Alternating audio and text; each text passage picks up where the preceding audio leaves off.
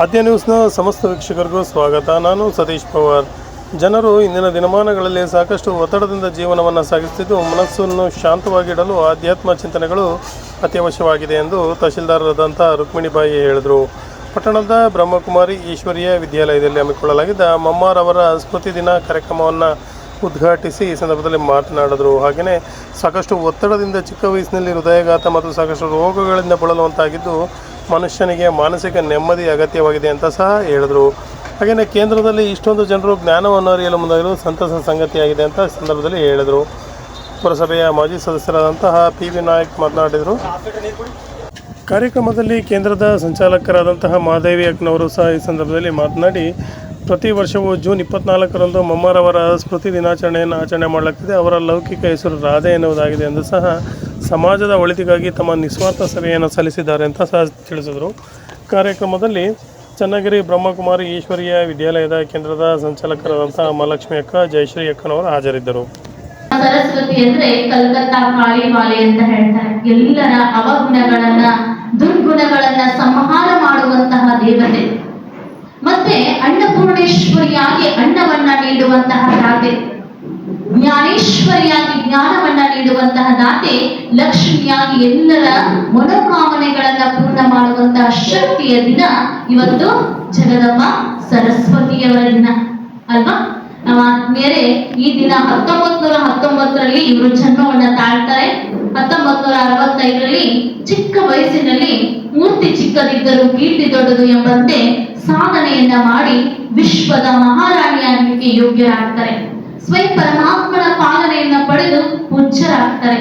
ಅಂತವರ ಸವಿಸ್ಮೃತಿಯನ್ನ ನಾವು ಮಾಡ್ತಾ ಇದ್ದೇವೆ ಅಂದ್ರೆ ನಮ್ಮೆಲ್ಲರ ಅಹೋ ಸೌಭಾಗ್ಯ. ನಾವಿಲ್ಲಿ ಬಂದು ಕುಂತಿದ್ರೆ ನಮ್ಗೆ ಎಷ್ಟೋ ಶಕ್ತಿ ಅನುಭವ ಆಗ್ತದೆ. ಪರಮಾತ್ಮ ಚೈತನ್ಯದಲ್ಲಿ ಬಂದು ನಮಗೆ ಶಕ್ತಿಯನ್ನ ನೀಡ್ತಾ ಇದ್ದಾರೆ. ಅದಕ್ಕಿಂತ ಮುಂಚೆ ನಾನು ಯಾರು, ಎದಕ್ ಬಂದೆ, ಎಲ್ಲಿ ಹೋಗ್ಬೇಕು ಅನ್ನುವ ಸತ್ಯ ರಹಸ್ಯವನ್ನ ನಾವು ತಿಳ್ಕೋಬೇಕು. ಯದಾ ಯದಾ ಹಿ ಧರ್ಮಸ್ಯ ಗ್ಲಾನಿರ್ಭವತಿ ಭಾರತ ಅಭ್ಯುತ್ಥಾನಂ ಅಧರ್ಮಸ್ಯ ತದಾತ್ಮಾನಂ ಸೃಜಾಮ್ಯಹಂ. ಧರ್ಮ ಭ್ರಷ್ಟ, ಕರ್ಮ ಭ್ರಷ್ಟ, ನೀತಿ ಭ್ರಷ್ಟ ಆಗಿರುವ ಜಗತ್ತಿನಲ್ಲಿ ಅಪ್ಪಾ ಭಗವಂತ ಎಲ್ಲಿದೆಯ ಬಾ ಅಂತ ನಾವು ಕೂಗಿ ಕೂಗಿ ಕರೆದಿವಿ. ಆ ಭಗವಂತ ಭೂಮಿಗೆ ಬಂದಿದ್ದಾನೆ. ಗೊತ್ತಾ ನಿಮಗೆ? ನಾವು ದಿನದಲ್ಲಿ 4 ಗಂಟೆ ಅಥವಾ ಕನಿಷ್ಠ 1 ಗಂಟೆ ಆದ್ರೂ ಪರಮಾತ್ಮನ ಜೊತೆಗೆ ಮಾತಾಡ್ತೇವೆ ಚೈತನ್ಯದಲ್ಲಿ. ನಾವು ಮನುಷ್ಯರ ಜೊತೆಗೆ ನೋವನ್ನ ಹಂಚ್ಕೊಂಡ್ರೆ ಏನಾಗ್ತದ? ಸ್ಪ್ರೆಡ್ ಆಗ್ತದೆ, ಇನ್ನು ನೋವುಗಳು ಜಾಸ್ತಿ ಆಗ್ತವೆ. ಆದ್ರೆ ಪರಮಾತ್ಮನ ಜೊತೆಗೆ ಮನಸ್ಸಿನಿಂದ ನಾವು ಮಾತಾಡಿದ್ರೆ ನಮ್ಮ ಸಮಸ್ಯೆಗಳಿಗೆ ದಾರಿ ದೀಪ, ಮುಕ್ತಿಯನ್ನ ಕೊಡುವಂತಹ ಮುಕ್ತೇಶ್ವರ ಪರಮಾತ್ಮ ಆಗಿದ್ದಾನೆ ಆತ್ಮೀಯರೇ. ಹಾಗಾದ್ರೆ ಫಸ್ಟ್ ನಾನು ಯಾರು ನಾನು? ಆತ್ಮಜ್ಯೋತಿ. ಈ ದೇಹವನ್ನ ನಡೆಸುವಂತಹ ಶಕ್ತಿ ಆತ್ಮಜ್ಯೋತಿ ಈ ದೇಹದ 2 ಭ್ರೂಮಧ್ಯದಲ್ಲಿ ನಿವಾಸ ಮಾಡ್ತಾ ಇದೆ. ಹೈಪೋಥಾಲಮಸ್ ಎಂಬ ಗ್ರಂಥಿಯಲ್ಲಿ ಆತ್ಮ ನಿವಾಸ ಮಾಡಿ ನಾವು ಜೀವನವನ್ನ ಮಾಡ್ತಾ ಇದ್ದೇವೆ. ಆತ್ಮೀಯರೇ, ಯಾವಾಗ ನಮ್ಮನ್ನ ನಾವು ನೋಡ್ಕೊಂತೇವೋ ನಮ್ಮ ಜೀವನ ಏನಾಗ್ತದೆ? ಶಾಂತಿ ಮತ್ತು ನೆಮ್ಮದಿಯಿಂದ ಕೂಡುತ್ತದೆ. ನಾನು ಯಾರು? ಪಾಯಿಂಟ್ ಆಫ್ ಲೈಟ್ ಆತ್ಮಜ್ಯೋತಿ. ಇದಕ್ಕೆ ಸ್ವದರ್ಶನ ಅಂತ ಹೇಳಲಾಗ್ತದೆ. ಆತ್ಮದರ್ಶನವನ್ನ ಯಾರು ಮಾಡ್ತಾರೋ ಅವರಿಗೆ ಚಿಂತೆಗಳು ಏನಾಗ್ತವೆ? ದೂರ ಆಗ್ತಾ ಇರ್ತವೆ. ನಾವೇನ್ ಮಾಡ್ತಿದೀವಿ? ಕಂಪ್ಯಾರಿಸನ್ ಕಾಂಪಿಟೇಷನ್ ಲೈಫ್ ಅಲ್ಲಿ ಮುಳುಗ್ಬಿಟ್ಟಿದ್ದೇವೆ. ಅವ್ರ ಮನೆಯಲ್ಲಿ ಇದಾಯ್ತು, ಇವ್ರ ಮನೆಯಲ್ಲಿ ಇದಾಯ್ತು, ನಮ್ಮ ಮನೆಯಲ್ಲಿ ಯಾವಾಗ ಆಗ್ತದೆ? ಯಾವ್ದಾದ್ರು ಒಂದು ವಸ್ತುಗಳಿಂದ ಕಂಪೇರ್ ಮಾಡ್ಕೊಂಡು ಏನ್ ಮಾಡ್ತೀವಿ? ನಮ್ಮ ಮನೆಯನ್ನ ಅಶಾಂತಿಯನ್ನ ಮಾಡ್ಕೊಂತಿದ್ದೇವೆ. ವಸ್ತು ನಾವು ಕಂಪ್ಯಾರಿಸನ್ ಕಾಂಪಿಟೇಷನ್ ಅನ್ನ ಬಿಟ್ಟು ನನ್ನ ದರ್ಶನವನ್ನ ನಾನು ಮಾಡ್ಕೋಬೇಕು. ನಾನು ಯಾರು? ಆತ್ಮಜ್ಯೋತಿ. ಆತ್ಮಜ್ಯೋತಿ ಅಂತ ತಿಳಿದು ನಿಮ್ಮ ಎಲ್ಲಾ ಕೆಲಸ ಕಾರ್ಯಗಳನ್ನ ಮಾಡಿ, ನಾನು ಆತ್ಮ ಈ ಕೈಯಿಂದ ಕೆಲಸ ಮಾಡ್ತಾ ಇದ್ದೇನೆ, ಈ ಕಣ್ಣುಗಳಿಂದ ನೋಡ್ತಾ ಇದ್ದೇನೆ, ಕಾಲುಗಳಿಂದ ನಡೀತಾ ಇದ್ದೇನೆ, ಈ ಬುದ್ಧಿಯಿಂದ ಯೋಚನೆ ಮಾಡುವಂತ ಶಕ್ತಿ ಆತ್ಮದಲ್ಲಿದೆ. ಆತ್ಮದ ಪಂಚೇಂದ್ರಿಯಗಳು ಹೇಗೆ ದೇಹಕ್ಕಿದೆಯೋ ಆತ್ಮದ ಇಂದ್ರಿಯಗಳು ಕೂಡ ಇದಾವೆ. ಯಾವುದು? ಸೂಕ್ಷ್ಮ ಇಂದ್ರಿಯಗಳು, ಮನಸ್ಸು, ಬುದ್ಧಿ, ಸಂಸ್ಕಾರ. ಇದು ಏನಾಗ್ತದೆ? ಪ್ರತಿಯೊಂದು ಇಲ್ಲಿ ರೆಕಾರ್ಡಿಂಗ್ ಆಗ್ತದೆ. ಹಾಗಾದ್ರೆ ನಮ್ಮ ಸ್ವದರ್ಶನದಿಂದ ನಮಗೆ ಸುಖ ಶಾಂತಿ ಸಿಕ್ಕರೆ ನಮಗೆ ಇವತ್ತು ಪರಮಾತ್ಮನ ದರ್ಶನದಿಂದ ನಮಗೆಲ್ಲವೂ ಸಿಗ್ತದೆ. ಸಕಲ ವೈಭವ ನಮಗೆ ಸಿಗ್ತಾ ಹೋಗ್ತದೆ. ಎಲ್ಲಿದ್ದಾನೆ ಪರಮಾತ್ಮ? ಶಿವಪ್ಪ ಕಾಯೋ ತಂದೆ, 3 ಲೋಕ ಸ್ವಾಮಿ ದೇವ, ಹಸಿವೆಯನ್ನು ತಾಳಲಾರೆ ಕಾಪಾಡೆಯ. ಎಲ್ಲಿದ್ದಾನೆ? 3 ಲೋಕದ ಒಡೆಯನಾದ. ನಾವು ಈ ಸಾಕಾರ ಭೂಮಿಯಲ್ಲಿ ಜೀವ ಪ್ಲಸ್ ಆತ್ಮ, ಜೀವಾತ್ಮರು ವಾಸ ಮಾಡ್ತಾ ಇದ್ದೇವೆ.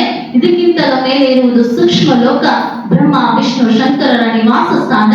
ಅದಕ್ಕಿಂತಲೂ ಮೇಲೆ ಇರುವುದು ಪರಮಧಾಮ, ಅಲ್ಲಿದೆ ನಮ್ಮ ಮನೆ, ಇಲ್ಲಿಗೆ ಬಂದೆವು ಸುಮ್ಮನೆ, ಇದು ಸಾವಿನ ಮನೆ, ನೋವಿನ ಮನೆ, ಕೇಳಿನ ಮನೆ. ನಾವೆಲ್ಲಿ ಹೋಗ್ಬೇಕೀಗ? ಹೋಗೋಣ್ರಿ?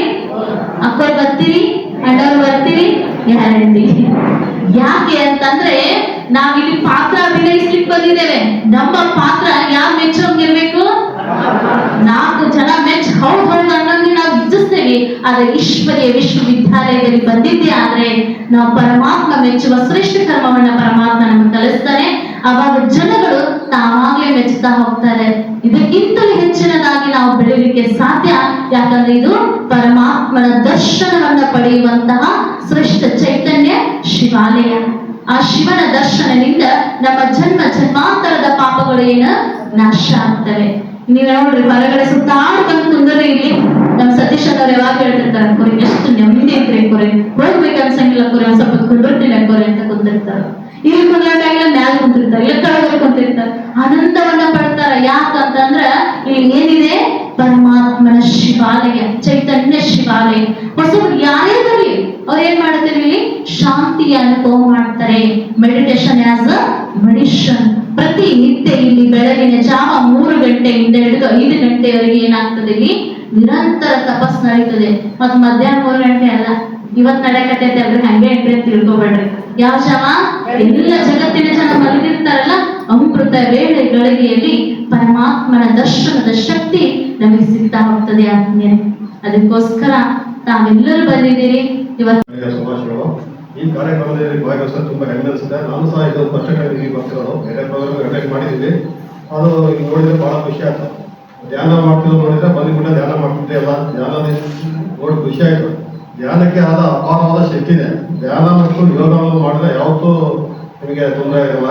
ಧ್ಯಾನ ಮತ್ತು ಯೋಗ ಮಾಡಿದ್ರೆ ದೇಹ ಮತ್ತು ಮನಸ್ಸು ಕೇಂದ್ರೀಕೃತ ಮಾಡುವಂತ ಶಕ್ತಿ, ಅಪಾರವಾದ ಶಕ್ತಿ ಇದೆ. ಆದ್ರೆ ನಾನು ಡೈಲಿ ಚನ್ನಮಹೇಶ್ವರದಲ್ಲಿ ದಿನಕ್ಕೆ 1 ಗಂಟೆ ಯೋಗ ಮತ್ತು ಧ್ಯಾನವನ್ನು ಮಾಡ್ತೀವಿ.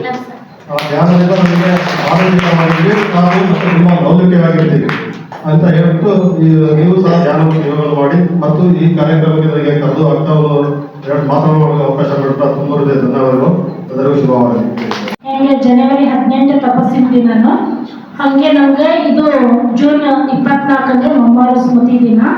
ಅವರು 61 ವರ್ಷ ಆಯ್ತು. 1965ರಲ್ಲಿ ಅವರು ಶರೀರ ತ್ಯಾಗ ಮಾಡಿದ್ರು.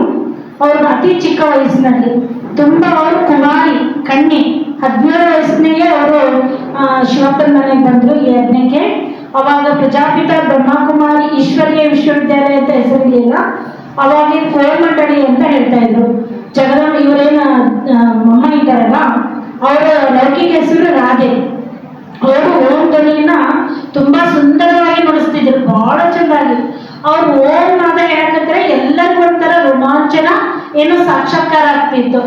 ಅವಾಗ ಅವ್ರು ನೋಡಿದ್ರೆ ಕೆಲವ್ರಿಗೆಲ್ಲ ಜಗದಂಬೆ, ಕೆಲವೊಮ್ಮೆ ಕಾಳಿ, ಕೆಲವೊಮ್ಮೆ ಸರಸ್ವತಿ, ಕೆಲವೊಮ್ಮೆ ಜ್ಞಾನ ಅಂತೂ ಇಷ್ಟು ಚೆನ್ನಾಗಿ ಅವ್ರಿಗೆ ಜ್ಞಾನೇಶ್ವರಿ ಅಂತ ಹೇಳ್ತಾರೆ. ರಾಜರಾಜೇಶ್ವರಿ ಆದ್ಮೇಲೆ ಜ್ಞಾನೇಶ್ವರಿ. ಈಗ ಜ್ಞಾನ ಸಂಗಮದಲ್ಲಿ ಏನ್ ಮಾಡ್ತಾ ಇದ್ದಾರೆ? ಪರಮಾತ್ಮ ಹೇಳುವಂತ ಜ್ಞಾನವನ್ನ ಪರಮಾತ್ಮ ಸಹಜವಾಗಿನೇ ತಿಳಿಸ್ಕೊಡ್ತಾ ಇದ್ದಾರೆ. ಅದಕ್ಕಿಂತಲೂ ಸಹಜವಾಗಿ ಮೊಮ್ಮರವರು ನಮ್ಗೆ ಏನ್ ಮಾಡ್ತಿದ್ರು? ಜ್ಞಾನವನ್ನ ಮಕ್ಕಳಿಗೆ ವಿಸ್ತಾರವಾಗಿ ಹೇಳ್ಕೊಡ್ತಿದ್ರು. ಅವ್ರು ಯಾವಾಗಲೂ ತಪಸ್ ಮಾಡ್ತಿದ್ರು. ಅಂದ್ರೆ ಬೆಳಗ್ಗೆ 2 ಗಂಟೆಗೆ ಎದ್ದು 5 ಗಂಟೆವರೆಗೂ ತಪಸ್ ಮಾಡ್ತಿದ್ರು. ಇಡೀ ದಿನದಲ್ಲಿ ಎಷ್ಟೇ ಕೆಲಸ ಕಾರ್ಯ ಅವ್ರಿಗೆ ಪರಮಾತ್ಮ ಏನ್ ಮಾಡಿದ್ರು? ಅಕ್ಕಂದ್ರೆ ನೋಡ್ಕೊಳ್ಳಿಕ್ಕೆ ಪ್ರಜಾಪಿತ ಬ್ರಹ್ಮ ಏನಾಗಿದ್ದಾರೆ, ಅವರು ಶಾರೀರಿಕ ರೂಪದಲ್ಲಿ ಗಂಡ್ಮಗ, ಆದ್ರೆ ನಿಜವಾಗ್ಲೂ ದೊಡ್ಡ ತಾಯಿ ಅಂತ ನಮ್ಗೆ ಶಿವತಂದೆ. ನೆಕ್ಸ್ಟ್ ದೊಡ್ಡಮ್ಮ ಅಂದ್ರೆ ಬ್ರಹ್ಮಬಾಬಾ. ಈಗ ಅಕ್ಕಂದ್ರೆ ಸಂಪಾದನೆ ಮಾಡ್ಬೇಕಂದ್ರೆ ನೋಡ್ಕೊಳ್ಬೇಕಂದ್ರೆ ಜಗದಂಬ ಸರಸ್ವತಿ ಏನ್ ಮೊಮ್ಮರವರಿದ್ದಾರೆ, ಅವ್ರಿಗೆ ಮೊಮ್ಮ ಅಂತ ಅವ್ರ ತಾಯಿನೂ ಸಹ ಮೊಮ್ಮ ಅಂತ ಕರೆದ್ರು. ಅವ್ರಿಗೆ ಶರೀರಕ್ಕೆ ಜನ್ಮ ಕೊಟ್ಟಂತ ತಾಯಿ. ಆಮೇಲೆ ಈ ಪ್ರಜಾಪಿತ ಬ್ರಹ್ಮನು ಸಹ ಏನ್ ಮಾಡಿದ್ರು? ಅವ್ರಿಗಿಂತ ವಯಸ್ಸಿನಲ್ಲಿ ತುಂಬಾ ದೊಡ್ಡವರು. ಅವರು 60ನೇ ವಯಸ್ಸಿನಲ್ಲಿ ಪರಮಪಿತ ಪರಮಾತ್ಮ ಪರಕಾಯ ಪ್ರವೇಶ ಮಾಡಿ ಬಂದು ಒಟ್ಟಿಗೆ ಅವಾಗಲೇ 60 ವರ್ಷದ ಮೇಲಾಗಿತ್ತು. ಅವರು ಸಹ ಏನ್ ಮಾಡಿದ್ರು? ಸಣ್ಣ ಕಣ್ಣಿಗೆ ಮಮ್ಮ ತಾಯಿ, ಮಮ್ಮ ಅಂದ್ರೆ ತಾಯಿ ಅಂತ ಕರೆದ್ರು. ಅವಾಗಿನಿಂದಲೇ ಇಡೀ ಜಗತ್ತಿಗೆ ಅವರು ತಾಯಿ. ಅಂದ್ರೆ ಬರುವಂತ ಭವಿಷ್ಯ ಏನ್ ಸತ್ಯುಗ ಇದೆ, ರಾಮರಾಜ್ಯ ಇದೆ, ಹೊಸ ಯುಗ ಇದೆ, ನವಯುಗ ಇದೆ. ಆ ಯುಗದಲ್ಲಿ ಈ ಮಮ್ಮನೇ ಏನಾಗಿ ಬರ್ತಾರೆ? ರಾಧೆ ಆಗಿ ಬರ್ತಾರೆ. ರಾಧೆ ಅನುರಾಧೆ ಅಂತ ಹೇಳ್ತಾರೆ. ರಾಧೆನೆ ಈಗ ಕೊನೆ ಜನ್ಮದಲ್ಲಿ ರಾಧೆ, ಅವ್ರಿಗೆ ಪರಮಾತ್ಮ ಮತ್ತೆ ಬೇರೆ ಹೆಸರಿಟ್ಟ. ಜಗನ್ ಸರಸ್ವತಿ ಅಂತ ಈ ಯಜ್ಞಕ್ಕೆ ಬಂದ ಮೇಲೆ ಮತ್ತೆ ಅವ್ರು ಸತ್ಯುಗದಲ್ಲಿ ರಾಧೆ ಆಗ್ತಾರೆ. ಇವರು ಪ್ರಜಾಪಿತ ಬ್ರಹ್ಮ ಇದ್ದಾರಲ್ಲ, ಅವರು ಕೃಷ್ಣ ಆಗ್ತಾರೆ. ರಾಧೆ ಕೃಷ್ಣನೇ ನೆಕ್ಸ್ಟ್ ಸ್ವಯಂವರ ನಂತರ ಏನಾಗ್ತಾರೆ, ಲಕ್ಷ್ಮೀನಾರಾಯಣ ಆಗ್ತಾರೆ. ಅವರ ರಾಜ್ಯ ಈ ಭಾರತ ಭೂಮಿಯಲ್ಲಿ ಒಂದ್ ಸಮಯದಲ್ಲಿ ಒಂದಾನೊಂದು ಕಾಲದಲ್ಲಿ ಕತೆ ಹೇಳ್ತಿದ್ವಲ್ಲ, ನಮ್ಮ ಅಜ್ಜ ತಾತ ಅಜ್ಜಿ ಎಲ್ಲ ಕತೆ ಹೇಳ್ತಿದ್ರು. ಒಂದಾನೊಂದು ಕಾಲದಲ್ಲಿ ಆ ರಾಜ ಇದ್ದ, ಈ ರಾಜ ಇದ್ದ ಅಂತ. ಇದು ಸತ್ಯನಾರಾಯಣನ ಕಥೆಯನ್ನ ಸ್ವಯಂ ಪರಪಿತ ಪರಮಾತ್ಮನೇ ಬಂದು ನಮ್ಮೆಲ್ಲರಿಗೆ ಹೇಳ್ತಾ ಇದ್ದಾರೆ. ದಿನ ಯಾವ ಕತೆ ಕೇಳ್ತಾ ಇದೀವಿ ನಾವೆಲ್ಲ ಇಲ್ಲಿ? ಸತ್ಯನಾರಾಯಣ ಕತೆ. ಭಕ್ತಿ ಮಾರ್ಗದಲ್ಲಿ ಕೇಳಿದ್ದೇವೆ ಲೀಲಾವತಿ ಕಲಾವತಿ ಕತೆ, ಬಡ ಬ್ರಾಹ್ಮಣನ ಕತೆ. ಆಮೇಲೆ ಅಲ್ಲೆಲ್ಲ ಕತೆ ಕೇಳೋದ್ರಿಂದ, ಕತೆ ಮಾಡೋದ್ರಿಂದ ಸಮಾಜಕ್ಕೆ ಒಳ್ಳೇದಾಗುತ್ತೆ, ಜನರಿಗೆ ಒಳ್ಳೇದಾಗುತ್ತೆ ಅಂತ ಕೇಳಿದ್ದೇವೆ.